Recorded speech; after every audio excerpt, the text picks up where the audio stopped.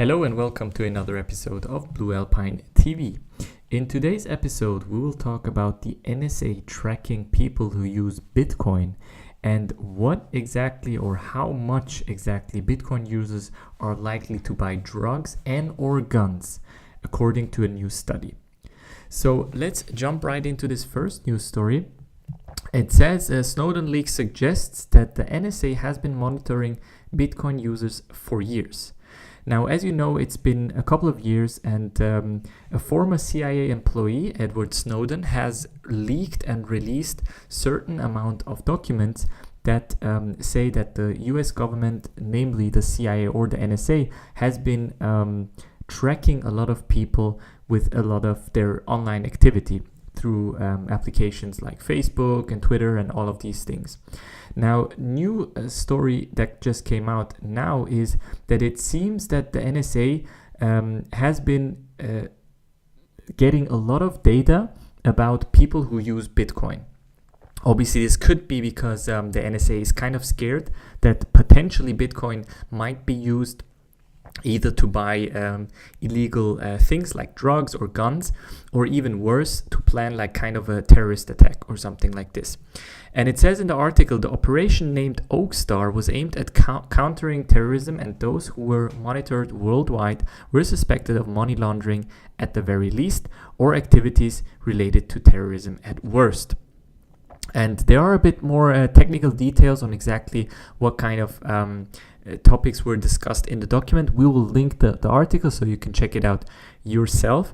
And the article makes a good point. It's actually a really bad point or a bad time for this article to come out, because now that the regulation part is becoming more and more important, people are actually probably a bit scared to come out and vote or talk pro Bitcoin or pro cryptocurrency, because exactly they will know that potentially with using Bitcoin or cryptocurrency they can be tracked. Now, of course, this is not true, and most people who use it for non-illegal use cases should not be worried, obviously, and even the case for privacy-focused cryptocurrencies will just become stronger. So cryptocurrencies like Zcash or Monero will become more important in the future. So if this is one of your investment thesis, that leaks like these or information or documents like these will come out to the public, then one of your investment theses should be that people rely more on privacy-related cryptocurrencies. Now, this brings us actually to the next story, which is goes a bit into detail on crypto versus cash, how the numbers stack up on drugs, guns, and murders. Now, obviously, this whole topic of Bitcoin or generally cryptocurrency being used in illegal terms came up or started with a site called Silk Road.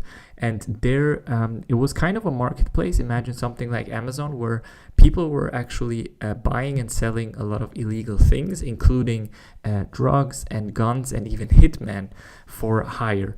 So the government actually cracked down on the Silk Road, and I think there exist multiple different websites similar to the Silk Road today.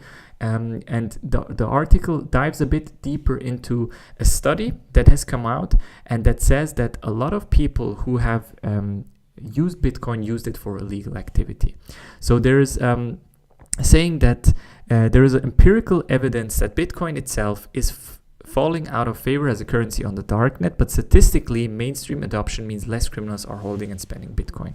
But generally, it's said that a lot of people, for example, approximately 1/4 of all users, 25%, and close to 1/2 of Bitcoin transactions, 44%, are associated with illegal activity. Now, that's a pretty high number if you think about it. Furthermore, approximately 1/5, 20% of the total dollar value of transactions and approximately 1/2 of Bitcoin holdings, 51%, through time are associated with illegal activity. Now, considering that this is a pretty high number, this is kind of, first of all, it's an estimate. So you have to take these numbers kind of with a grain of salt. That being said, they are saying that technically around 20 million Bitcoin users globally can be considered as a fair estimate. So this is still a number that is approximately in that range. Add to that a lot of people have multiple Bitcoin wallets, and a lot of people have inactive wallets and all of these things. So the statistics might not be as clear as it is here. So it says here, and 10 million illegal transactions happen annually. Additionally, just over half of the Bitcoin in circulation has been used for illegal activities.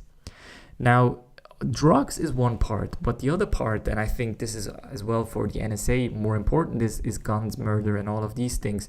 And it actually says here that in a kind of statement by a research done at Carnegie Mellon University, it says that weapons represent a very small portion of the overall trade on anonymous marketplaces. There is some trade, but it is pretty much negligible. Drugs are far more common, specifically MDMA and marijuana, each account for about 25% of sales on the dark web. Now, this kind of brings us to the topic that, first of all, yes, Bitcoin has been used, or in a certain percentage of Bitcoin users do use it for illegal activity. Now, if we compare this to, let's say, a fiat currency, let's say the US dollar, there is this famous statistic that goes around that actually says that in every US dollar bill that you hold, 90% of the bills hold traces of cocaine. So this means that the US dollar bills that you have in your pocket actually were used for illegal activity as well, the consumption of drugs. Now, this doesn't, of course, make the case for Bitcoin stronger or weaker. It's a fact that a normal fiat currency will be used for illegal activity as well.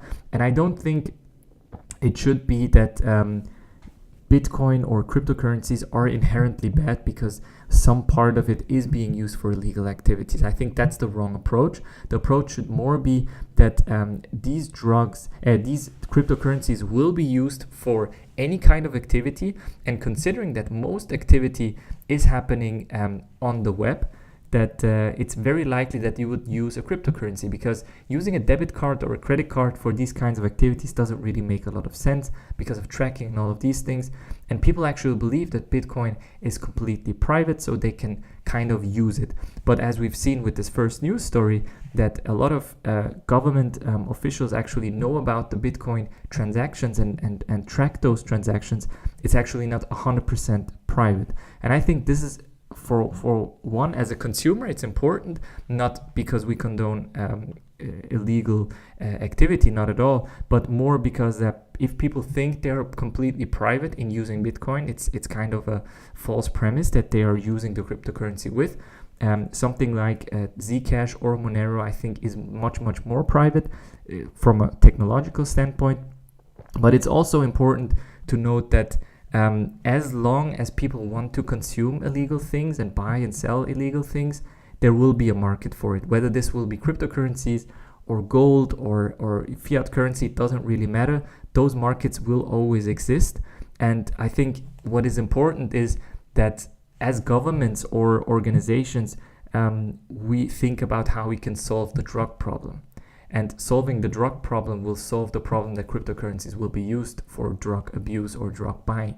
So this is much more important, in my opinion, than thinking, okay, automatically cryptocurrencies are bad because they will be used or are being used for illegal activity. So there will always be a currency or type of exchange happening as long as people want to consume or buy and sell, trade illegal things. So I think this is much the bigger picture.